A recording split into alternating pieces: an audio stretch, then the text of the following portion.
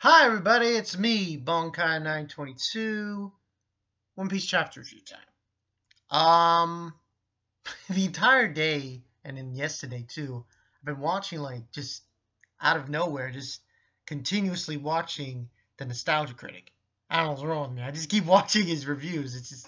They're too goddamn fucking funny. Anyway, this is gonna be the One Piece chapter review. Just trying to see what chapter this was. 766. Called Smile. This was actually very sad. And I would say that this is close. But because of the impact that Naruto did with its 2 chapters, I think One Piece might number 2 slightly. No. But overall, I do still give this chapter at least a 5 out of 5.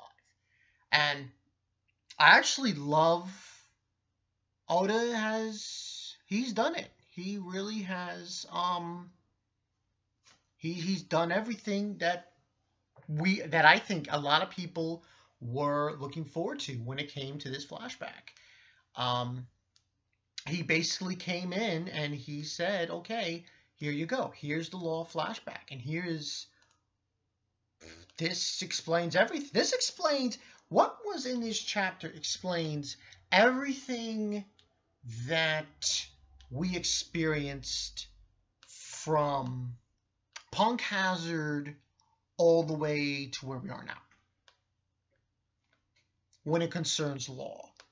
So you get the explanation of Virgo, you get in this chapter, you get an explanation of that, you get an explanation of how Corazon, what the whole story was, how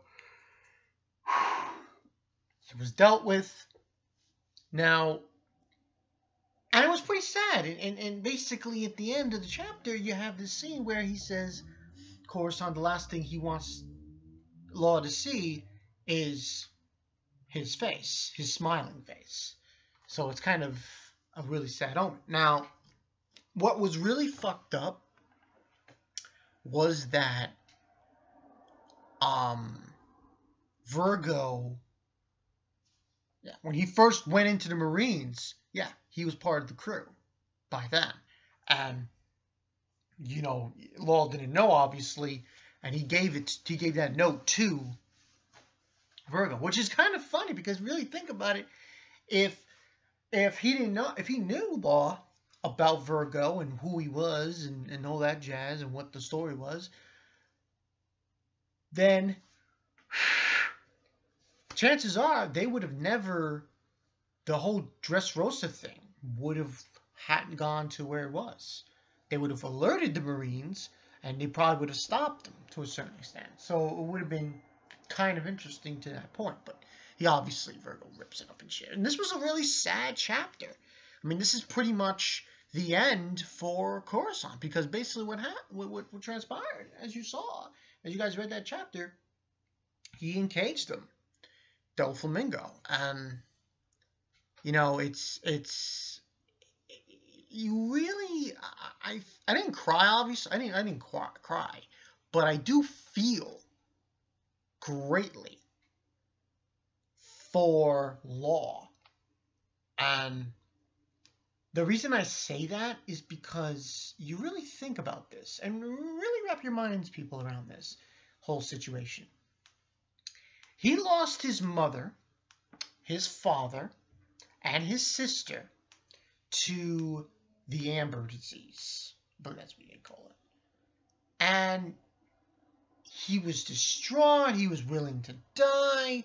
And what ends on happening, he meets up with this guy Corazon, and he thought he wanted to kill Corazon at first, but then opened up to him. And this person who was part of Doflamingo's crew, who was Doflamingo's younger brother,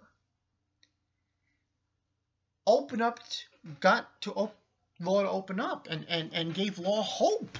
And it is really insane how sad and how sorrowful, sad, depressing, however you want to call it, this was.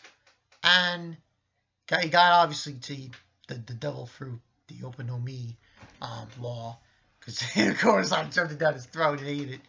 And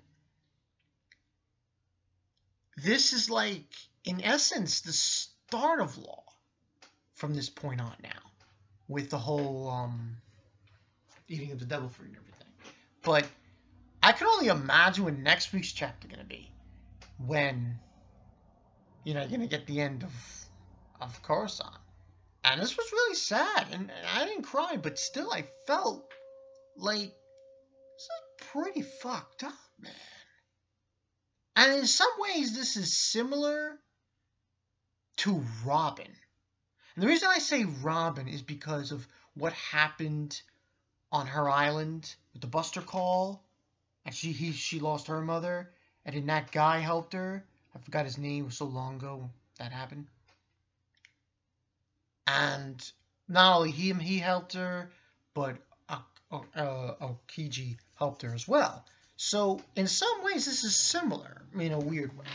But this was really touching, this moment, and I didn't expect it to be this crazy. But obviously, the whole point of the chapter being called Smile is you got the smiling face of corazon, which was, it gets to you. It really does. And you know, I kind of like corazon. I mean, his furry thing is black. He looks like a clown, with the makeup and everything. And he really was a character that I know we got introduced him. He's got a kind of klutzy and everything. And I would have really preferred that he didn't die. True shit. I would have preferred him to stick around. Yeah, really stick around. Now, fuck Doflamingo. Yeah, I said it. I don't give a shit. Fuck Doflamingo. His younger brother is better. I truly believe that. Truly believe. But obviously, that's what we're going to get next week. Like I said, 5 out of 5 for this one. It was very emotional. Virgo kicking Law, and they're all bloodied and shit. And corazon tries to get him to leave, try to walk away. He's bloodied and everything, and last thing you're going to see is corazon smile. So I'm guessing, even though Doflamingo created the bird cage on the island that they're on, which is, I think, the island of that island they were supposed to meet up at. What's probably going to transpire is he's going to try to force Law to get out of the bird cage, corazon, and get him to safety. So this should be very interesting. We'll see what occurs. We're probably going to get out of the flashback in, I think, the next 2 or 3 chapters. So look forward to that. But, yeah, that's pretty much the story. Oh, by the way, guys want to go check out I uploaded it, the Naruto review. Already somebody just wrote, Bankai digging for gold. Hey, it ended. I had to do my thoughts. So you guys can go check that out as well. This has been Bankai 922. You gotta, oh man, I really like corazon. Out of all the characters in One Piece that have been killed off, corazon was really likable.